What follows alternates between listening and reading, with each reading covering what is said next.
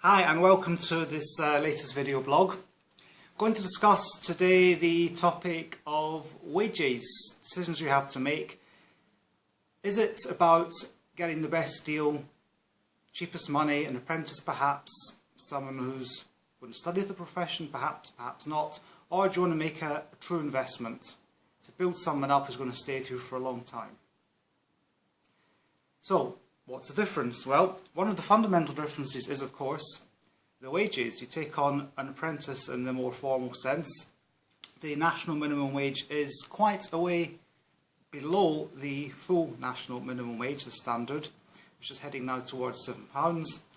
The apprentice rate, depending on the age, is as little as below £3, which clearly for many people is not going to wash, but that all depends on the skill level you get them at.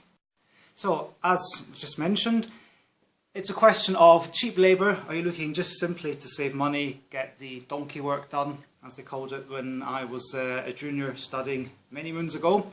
Or do you want to make a future for your practice, build staff up? A bit like the football clubs, the big clubs, they train them as juniors and they build them up, and some of them go on to become household names. So, what does investment in staff actually mean? Well, investment in staff obviously means giving up one of the things most valuable to an accountancy firm, which is time. Your time and the time of other staff members. Your time as a senior staff member or as a partner is perhaps the most valuable time in the practice, the highest chargeable rate for clients. Perhaps you're one of the most productive people. Perhaps you're the person who meets new business, existing clients and cements a relationship. However, the more you invest in your staff to train them and build them up, the better the result will be in the longer term.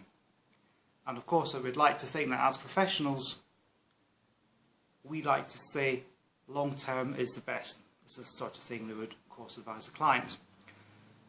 Why is it important to give your time?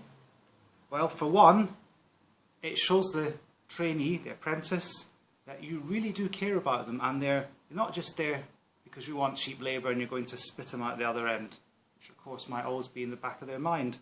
It also helps cement that trust between you and between the trainee, perhaps like a mentor, or for some of them like a father or mother relationship. They may have a background where there's no one they can confide in, no one they feel they can trust. So over a period of time, you build that trust with them, you build a relationship, and sure as eggs, they will reward you if you do it properly. And not just your time, it's time of other staff members. Let them see they're part of the team. But when you supervise them yourself, another advantage is, of course, that you know they're getting, hopefully, the very best in training because you are the top person in the firm. Therefore, you can ensure they learn perhaps your way of working, if hopefully it's a good way of working. And you can never be quite sure what your other staff members are going to be imparting through to this person. So there's a balance. How much of your time you're going to give against how much of your staff members' time for this training. But you've got that assurance that they're trained the way you want them to be trained. Train young people properly, you build a good team. A good team means a slick operation. A slick operation means an easier life for everyone and hopefully more profits.